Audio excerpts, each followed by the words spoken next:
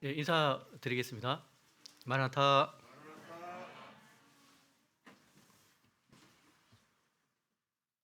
오랜만에 강단에 올라온 것 같습니다. 우리 청년 형제님들이 구원 간증으로 이렇게 수요일 집회에 간증을 해 주시니까 전에는 두 달에 한 번 이렇게 썼던 것 같은데 이제 1월에 말씀 전하고 이제 3개월 만에 이 자리에 섰습니다. 예, 오늘 교제의 주제는 그리스도인의 명분이라는 이제 제목으로 교제를 나눌 텐데요. 들어가기 앞서 참 요즘 때가 참 좋은 때인 것 같습니다. 이제 코로나도 많이 이제 사라질 즈음이 됐고요. 우리 제가 속해 있는 에베네셀 소그룹 형제님들이 요즘 이제 자유롭게 이렇게 나누는 교제의 주제가 건강에 관해서 많이 좀 이야기를 나눴어요. 이제 인생의 반환점을 돌고서 이제 지나다 보니까 이제 몸에서 여러 가지 여기저기서 이제 고장의 신호를 보내는 거죠. 어디 저도 이제 어깨, 뭐 무릎 같은 데가 아프고 이렇게 좀 집회 때 이렇게 양반 자세로 앉았다가 앉거나 일었을 때 뭐 아이고 아이고 소리가 절로 이렇게 나오는데 아마 우리 학생들은 청년들 아마 이해 못할 겁니다. 어, 속으로서 그래서 제가 어떤 역할을 할 수 있을까 이제 생각 중에 우리 형제님들의 건강 관리를 소그룹 내에서 담당을 하면 좋겠다 이런 생각이 들었습니다. 그래서 매월 한 주씩 야외에 나가서 걷자 이렇게 좀 계획을 짜고 지난번에 다녀왔던 곳인데요. 굉장히 이렇게 돌계단을 이렇게 막 오르는 힘든 코스 같은데 아중저수지 있고 그 계단입니다. 예.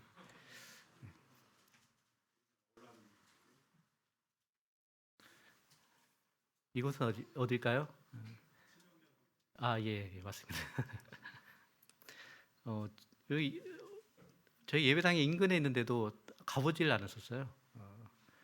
가까이 있는데 한번 가보자 해서 다녀왔습니다. 그곳이 잘 이렇게 조성이 돼 있더라고요. 이제 그 천주교에서 큰 뭐 건물을 지었잖아요. 그 앞에는 잔디밭 공터도 이렇게 조성이 돼 있고 이게 가족들끼리 나들이 하는 모습도 봤고 이렇게 좀 다녀왔습니다. 어, 요즘 이렇게 좀 걷기가 좋은 계절 같아요. 밤에 이렇게 좀 나가서 산책 이렇게 좀 걷기 해보면 많은 사람들이 좀 걷는 모습들도 보게 되고 참 우리 나라가 참 잘 사는 나라가 됐잖아요. 그러면서 이제 몸 건강 관리도 신경을 많이 쓰고 그러면서 드는 생각이 이렇게 몸에는 몸이 아플 때는 상태가 안 좋아지거나 고장 나거나 뭐 아프면 신호를 보내잖아요.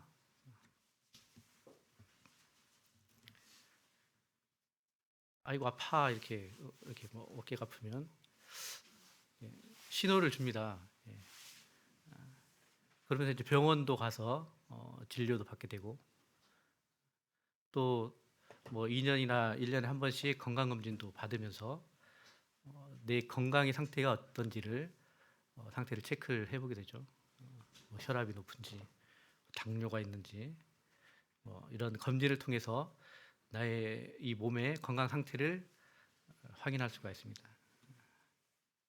그러면서 드는 생각이 나의 영혼의 내 영의 건강은 어떨까 생각을 해봤어요. 이 영이 마음이 아프면 처음엔 양심에 뭐 이런 찔림 뭐 이런 거 있기 때문에 되게 아파하다가도 그런 것이 반복이 되면 무감각해지고 내 영혼이 아픈지를 잘 모르게 되잖아요. 그래서 영혼의 건강을 체크하는 그런 리스트가 있으면 좋겠다. 이런 생각을 해보게 되는데 이 자리에 오신 성도님들은 참 영혼이 건강하다라고 이제 생각이 들어요. 우리가 이 내 영혼의 상태가 어떤지를 진단하거나 체크해 볼 수 있는 것은 이 성경 말씀인 것 같습니다. 성경 말씀을 듣고자 이 자리에 오신 성도님들은 영혼이 참 건강하게 관리되고 있다라는 게 생각을 해보게 됩니다. 오늘 그리스도인의 명분이라는 이제 주제로 교제를 나눌 텐데요. 명분이라는 단어 우리 실생활에는 좀 이렇게 잘 쓰지 않는 단어이긴 합니다. 명분. 단어의 뜻을 한번 찾아봤는데요. 첫 번째는 각각의 이름이나 신분에 따라 마땅히 지켜야 할 도리, 군신, 부자, 부부 등 구별된 사이에 서로가 지켜야 할 도상의 일을 이른다. 예로 명분을 지키다, 대의 명분을 지키다 뭐 이렇게 쓰잖아요.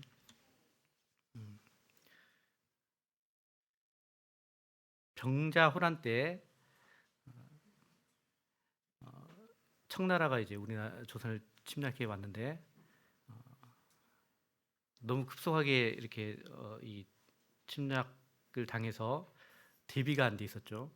그래서 인조랑 신하들이 강화도로 이제 피싱하는데 그 피싱길마저 막혀서 남원 산성에 갇히게 되고 이제 이 갇힌 상태에서 청은 이제 빨리 항복해라 이제 요구를 하고 있을 때 이제 두 파로 나누게 되죠.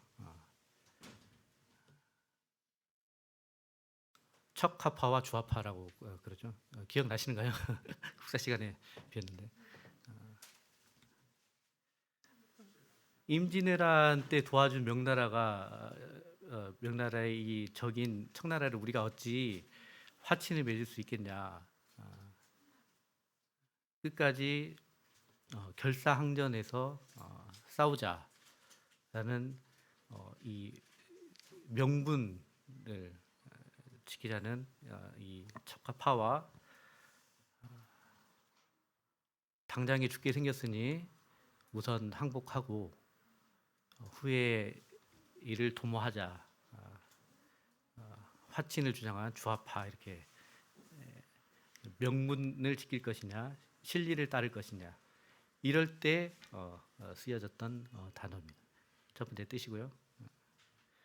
두 번째는 이제 이 단어가 더 많이 실생활에서 쓰이는 것 같아요. 이를 꾀할 때 내세우는 구실이나 이유 따위. 그래서 명분 없는 싸움. 뭐 지금 러시아가 우크라이나 침공을 했는데 명분 없는 전쟁이라고 하잖아요. 그래서 러시아 군사들의 또 사기도 많이 저하가 되어 있고 쉽게 뭐 2, 3일이면 승리할 거라고 생각했던 전쟁이 지금까지도 이어지고 있습니다. 명분이 없죠. 예.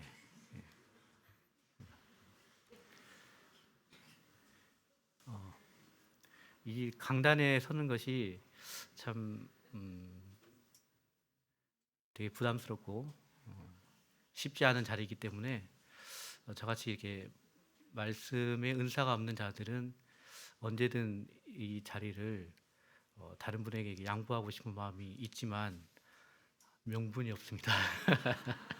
이럴 때 명분이라는 단어를 사용하죠.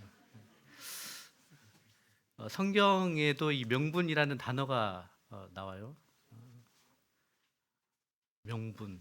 성경에 어디에 나올까요? 명분.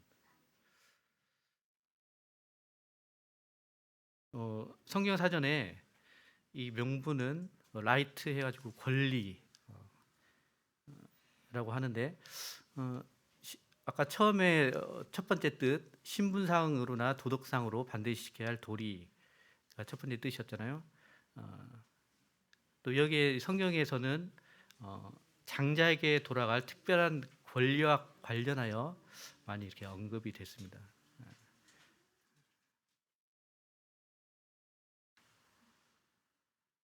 성경 창세기에 장자의 명분 예, 예, 생각나시죠? 자, 창세기 25장 19절에서 26절을 함께 보시겠습니다.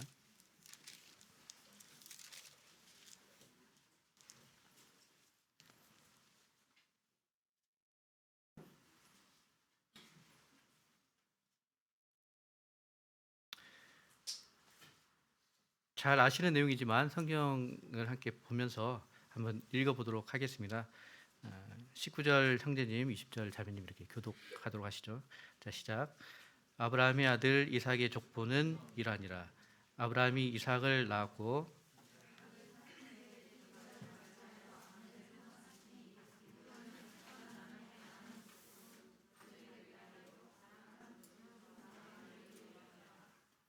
이삭이 그의 아내가 임신하지 못하므로 그를 위하여 여호와께 간구하매 여호와께서 그의 간구를 들으셨으므로 그의 아내 리브가가 임신하였더니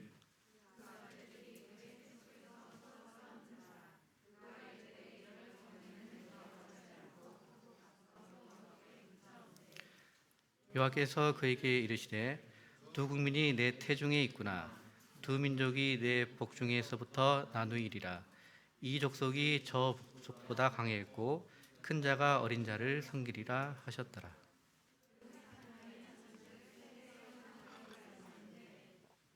먼저 나온 자는 붉고 전신이 토록 같아서 이름을 에서라 하였고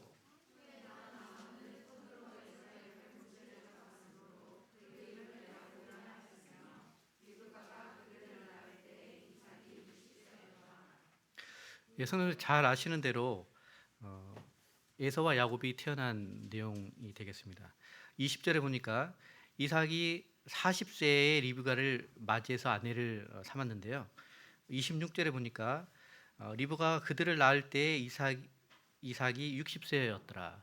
그러니까 결혼하고 20년 동안 아이가 없었던 거죠. 이삭이 하나님께 간구해서 그의 간구를 드시고 여호와께서 그의 아내 리브가를 임신케 해주시고 그 태 속에 쌍둥이를 주셨습니다. 우리 교회에도 쌍둥이가 있죠. 혹시 박재현 자매님 오셨습니까? 안 오셨어요? 좀 물어볼 게 있었는데.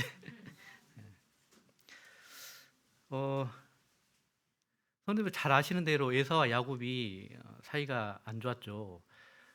태 속에서부터 싸웠네요. 22절에 보니까 그의 아들들이 그의 태 속에서 서로 싸우는지라.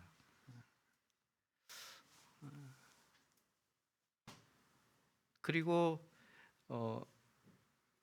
이제 태어나서 25절에 보니까 먼저 나온 자는 붉고 전신이 터록 같아서 이름을 에서라고 했고 후에 나오는 손으로 에서의 발꿈치를 잡았다고 해서 이름을 야곱이라고 이름 지었습니다. 이름을 이렇게 건성으로 지어도 되는 우리 저희 그 이름 지을 때 보면 우리 예담이 주담이도 태어나기 전에 어떻게 하면 이름을 이렇게 쌍둥이 이름을 지을까 고민하면서 이렇게 지은 걸로 알고 있는데 그리고 이름을 지을 때는 그 아이가 뭐 장수를 바른다든지 또 아니면 좀 이렇게 출세한 그런 것을 바라는 그런 뜻으로 이렇게 이름을 짓잖아요. 그런데 지금 에서와 야곱의 이름은 이제 그 아이들의 모습 보고 이렇게 지었습니다. 근데 또 문맥이 좀 이상해요. 에서는 이제 몸이 붉고 털이 있어서 이제 그 뜻으로 에서라고 지었고요. 야곱은 야곱의 뜻이 뭐라고요? 예, 발꿈치를 잡은 자, 발 뒤꿈치겠죠. 발 뒤꿈치를 어떻게 잡았을까요? 이렇게 저희 뭐 어떤 설교들 보면 서로 빨리 태어나려고 이제 에서가 먼저 나가려고 하니까 동생 야곱이 형의 이 발꿈치를 잡았다고 하잖아요.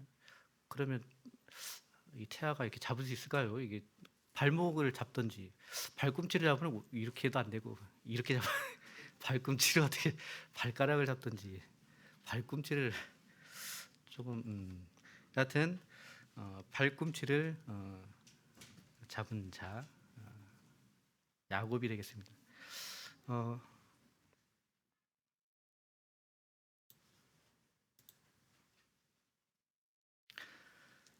야곱 이름의 뜻 발꿈치를 잡은 자인데요.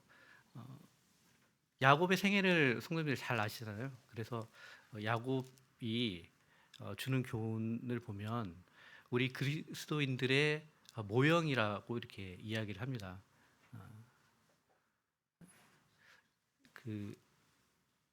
이렇게 속이잖아요. 속이고 또 어떤 부정한 이런 방법들 사용하고 막 하는데 그런 연약한 모습을 가지고 있으면서 또 그로 인해서 또 고난도 당하고 그렇지만 하나님의 그런 축복 가운데 있는 자 우리 그리스도인들의 모습과 너무 이렇게 닮아 있는 것을 보게 되고요. 또 이 발꿈치를 잡은 자라는 그 뜻이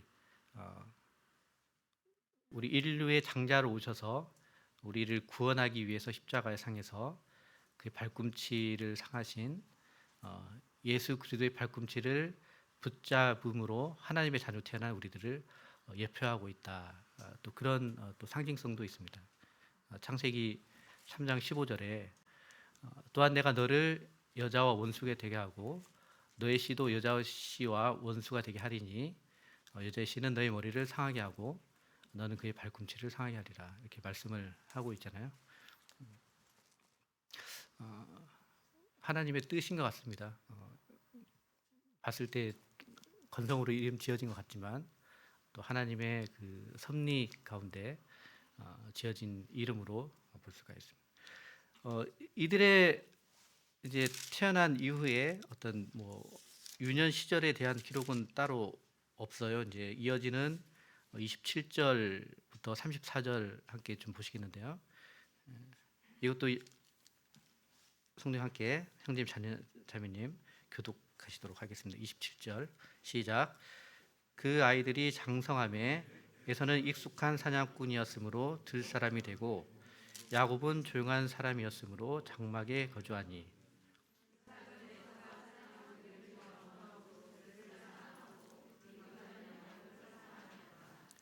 야곱이 죽을 쏘았더니 에서가 들에서 돌아와서 심히 피곤하여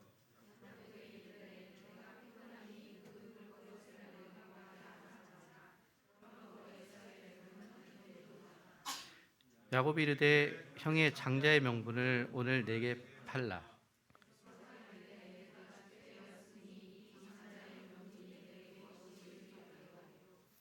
야곱이 이르되 오늘 내게 맹세하라.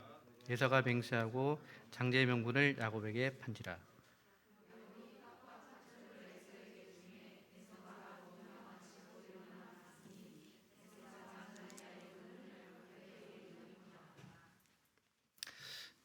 예, 이 장자의 명분을 야곱이 형 에서에게 이제 팥죽 한 그릇을 주고 바꾸려고 하죠. 에서와 야곱을 보면 그냥 이렇게 태어난 순서 생각하지 말고 에서 남성답고 또 들에서 사냥하는 그런 사냥꾼이잖아요. 그리고 야곱은 조용하고 장막 안에 거는 봤을 때 누가 장자가 되어야 될까요?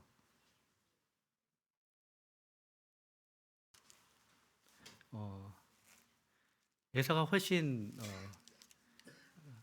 겉모습을 봤을 때 장자의 모습답잖아요. 야곱은 이 장자의 명분을 왜 그렇게 얻으려고 했을까요?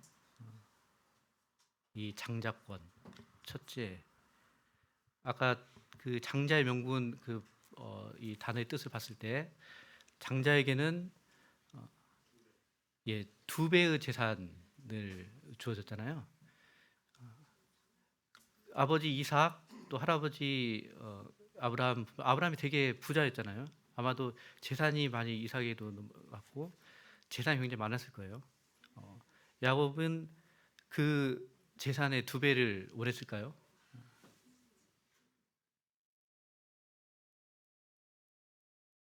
이제 나중에 그 또 한 번 사기쳐가지고 이제 형한테 이제 죽여봐 도망쳐서 결국은 재산을 물려받지는 못하잖아요. 야곱이 이 장자의 명분을 원했던 것은 그 안에 있는 영적인 의미를 깨달아서 그런 것입니다. 먼저는 장자 첫 태생 그것은 하나님의 소유였습니다.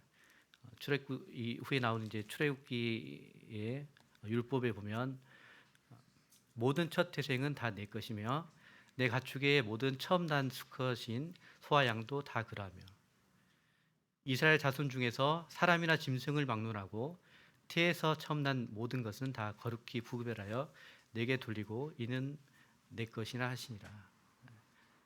장자가 된다는 것은 하나님의 소유가 된다는 것입니다. 그리고 더 중요한 것은 이제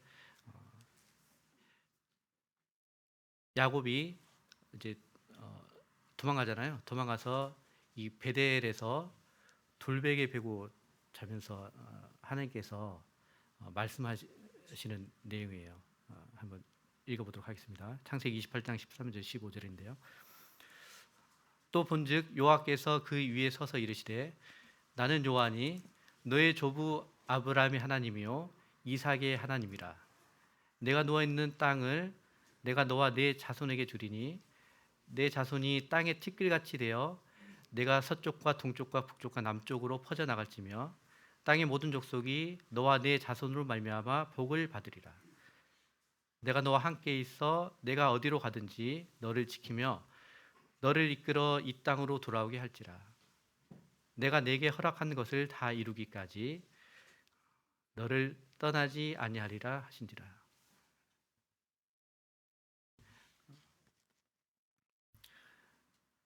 요 하나님께서 야곱의 할아버지 아브라함에게 하셨던 그 언약, 또 아버지 이삭에게 했던 그 언약, 그 언약을 계승하는 장자가 되면 그 언약을 계승하는 언약의 계승자가 되는 것입니다. 이 누워 있는 땅, 이 가나안 땅과 또 그를 통해 야곱을 통해 이어질 그 자손 민족을 통해서 누가 오시죠? 예수 그리스도께서 구원자께서 오시는 그 믿음의 계보에 서게 되는 것입니다. 그 의미를 알았기 때문에 야곱은 그 장자의 명분을 얻으려고 했었죠. 불황에도 에서는 어땠습니까? 들이 나가서 사냥 열심히 했죠. 이 장자의 명분을 가볍게 여겼습니다. 그리고 이제 후에 신약 성경 히브리서에는 그에 대한 평가가 어떻죠? 히브리서 12장 16절 함께 읽어보도록 하겠습니다. 시작. 음행하는 자와 혹 한 그릇 음식을 위하여 장자의 명분을 팔아버린 에사와 같이 망령된 자가 없도록 살피라. 예, 에서를 망령된 자라고 이렇게 하나님께서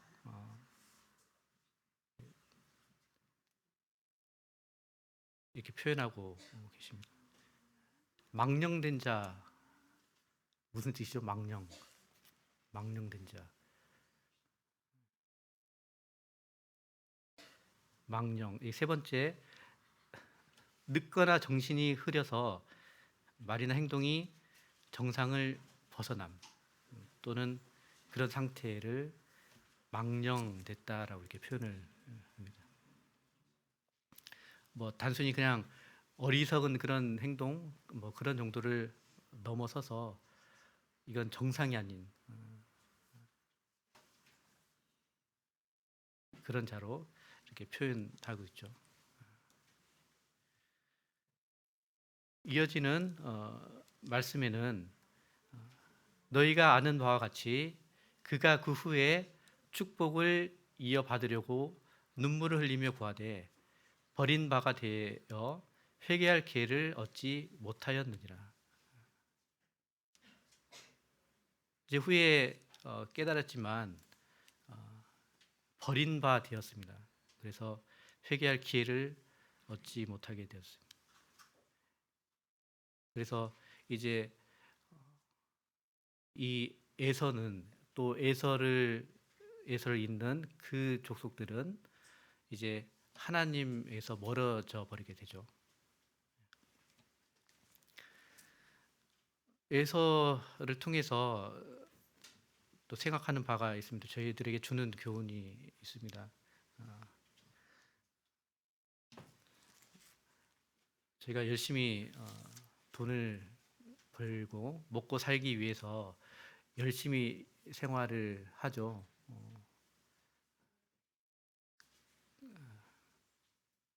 그러면서 또 이 중요한 이 하나님과의 관계 또 하나님과의 교제는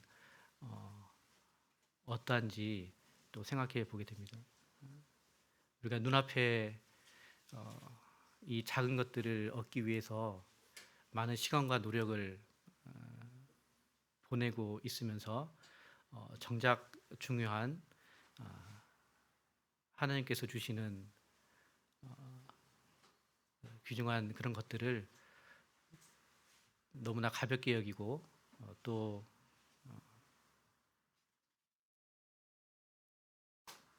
많은 또 시간을 또 거기에 들이지 못하지 않는가 또 생각을 해보게 돼요.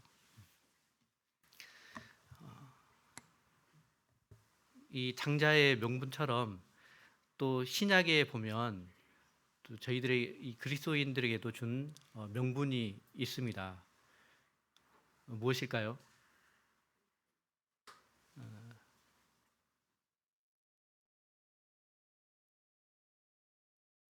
요한복음 1장 12절에 보면 영접하는 자, 그 이름을 믿는 자들에게는 하나님의 자녀가 되는 권세를 주셨다고 기록하고 있습니다.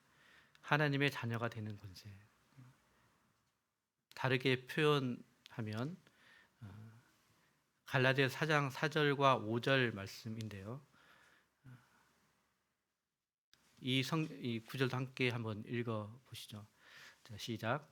때가 참에 하나님이 그 아들을 보내사 여자에게서 나게 하시고 율법 아래에 나게 하신 것은 율법 아래에 있는 자들을 속량하시고 우리로 아들의 명분을 얻게 하려 하심이라.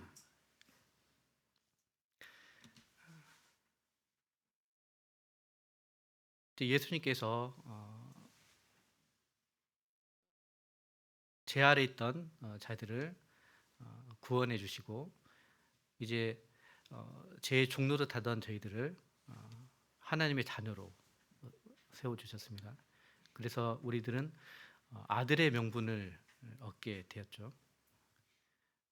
아들의 명분 헬라어로 히오데시아라고 이렇게 하는데 아들로 받아들이다. 양자 삼다 뭐 이런 뜻이 되겠습니다. 예수님이 사셨던 로마 시대에는 전쟁이 많았는데요.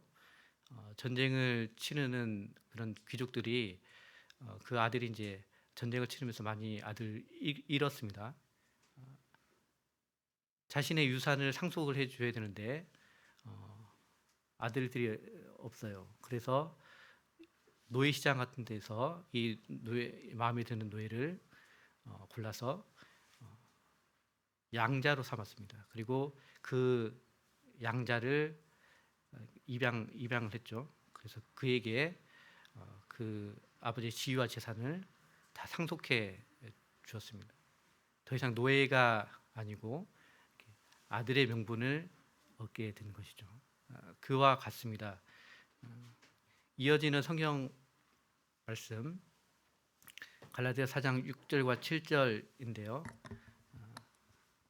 함께 읽어보시죠. 너희가 아들이므로 하나님이 그 아들의 영을 우리 마음 가운데 보내사 아빠 아버지라 부르게 하셨느니라. 그러므로 내가 이후로는 종이 아니요 아들이니 아들이면 하나님의 마마 유업을 받을 자니라. 하나님이 우리 아빠 아버지가 되시고 아들인 우리들에게 하나님의 유업을 받을 자가 저희가 되었습니다.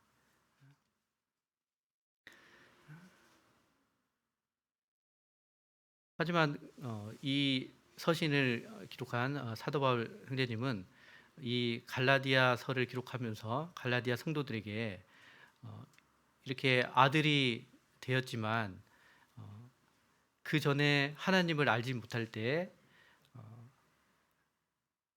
본질상 하나님이 아닌 자들에게 종노릇 했었죠. 그렇지만 이제는 하나님을 알고 또 하나님이 너희들을 아는 바 되었는데 어찌해서 다시 약하고 천박한 초등학문으로 돌아가서 그들에게 종노릇 하려고 염려하고 있습니다. 너희가 날과 달과 절과 해를 상가 지키니 내가 너희를 위하여 수고한 것이 헛될까 두려워하노라. 이렇게 다시 예전에 하나님을 알기 이전에 세상의 학문과 또 일월성신을 섬기는 이런 이교도의 그런 것들을 다시 되돌아갈까 염려하고 있죠.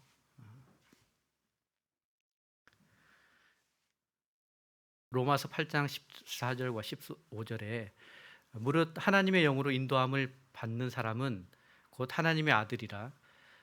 너희는 다시 무서워하는 종의 영을 받지 아니하고 양자의 영을 받았으므로 우리가 아빠 아버지라 부르짖느니라.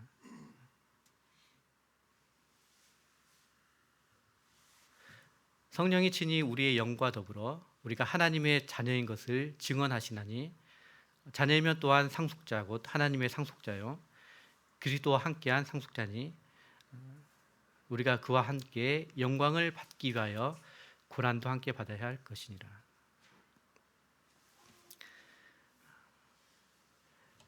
그리스도인의 명분에 대해서 이야기하고 있는데요. 그리스도인의 마땅히 지켜야 될 도리와 또 그리스도인의 또 누릴 수 있는 그런 권리, 특권에 대해서 표현을 하고 있습니다. 하나님의 자녀 또 하나님의 상속자라고 해서 우리는 그런 큰 특권을 갖고 있죠. 그와 더불어 영광을 받기 위해서 고난도 함께 받아야 한다라고 로마서에서는 기록하고 있습니다. 사랑하는 자들아 너희를 연단하려고 오는 불시험을 이상한 일 당하는 것 같이 이상히 여기지 말고 오히려 너희가 그리스도의 고난에 참여하는 것으로 즐거워하라. 이는 그의 영광을 나타내실 때에 너희로 즐거워하고 기뻐하게 하려 함이라. 그리스도인이라는 이름을 저희가 불리우는데요. 그리스도인이라고 불리우는데 그 처음이 어떻게 불리게 된 거죠? 예, 안디옥 교회에서 예루살렘에 스데반 집사가 순교를 당하고 그 예루살렘에 환란이 있었잖아요. 그래서 이 하나님을 믿는 많은 사람들이 더 흩어지게 되고 베니게와 구브로 안디옥까지 이르러 이제 말씀을 전하죠. 구브로와 구레네 몇 사람이 안디옥에 이르러 헬라인에게도 말하여 주 예수를 전파하니 바나바가 사울을 찾으러 다소에 가서 만나매 안디옥에 데리고 와서 둘이 교회에 1년간 모여 있어 큰 무리를 가르쳤고 제자들이 안디옥에서 비로소 그리스도인이라 일컬음을 받게 되었더라.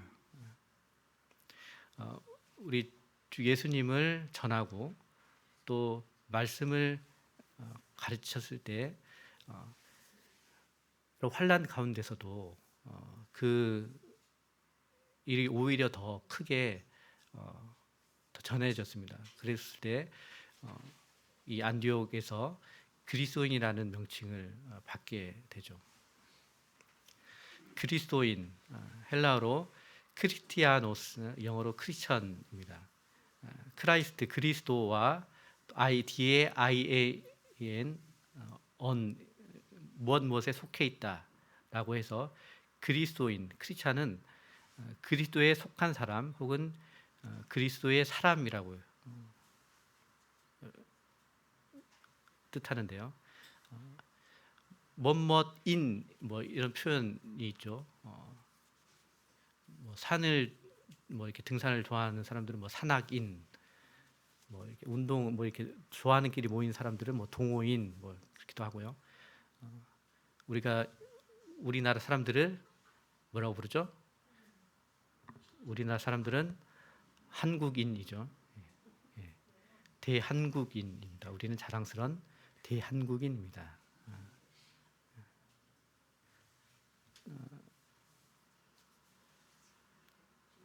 독립운동을 하셨던 자랑스러운 한국인들이시죠.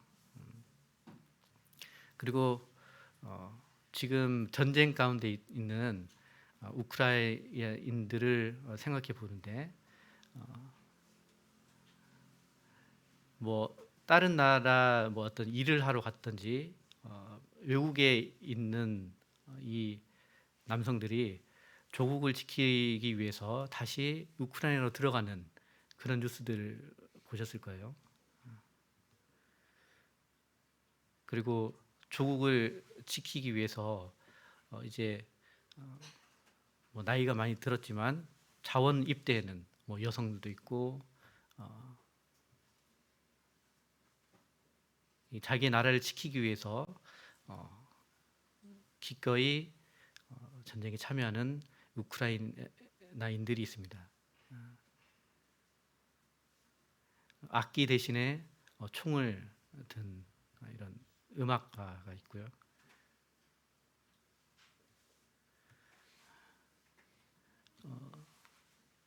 결혼을 앞두고 있었는데요. 이제 전쟁이 나자 빨리 결혼식을 치르고 신혼 부부가 다 자원 입대를 한 모습입니다.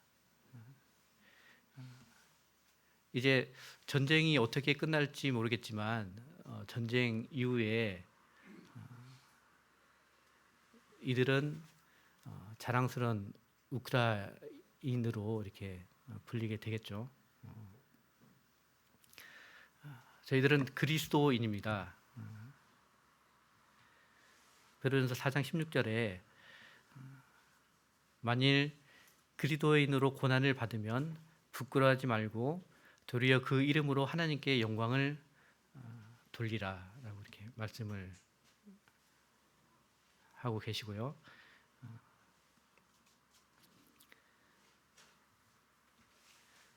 너희가 우리를 부분적으로 알았으나 우리 주 예수의 날에는 너희가 우리의 자랑이 되고 우리가 너희의 자랑이 되는 그것이라.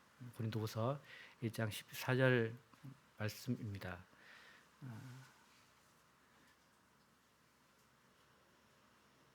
이제 이 땅에서의 그리스도인으로서의 삶을 마치고 그곳에 가게 되면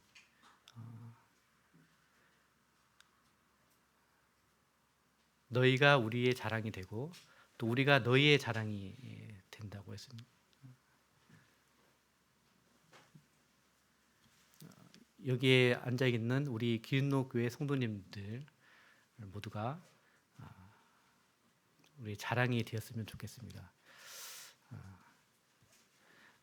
이 자리에 강단에서 이렇게 말씀을 전하는 자의 가장 큰 부담이 이 말씀을 전하면서 실천하지 못하면 말하는 자가 지키지도 않는데 누가 이 말씀을 실천할까, 이런 것이 가장 크죠. 그 부담감이 가장 큽니다. 부족한 자의 전하는 입술이지만 들려지는 하나님의 음성으로 이렇게 받으시고 그날에 기쁜 마음으로 또 하나님을 뵐 수 있는 우리 성도님이 됐으면 좋겠습니다. 이상으로 말씀 마치겠습니다. 감사합니다.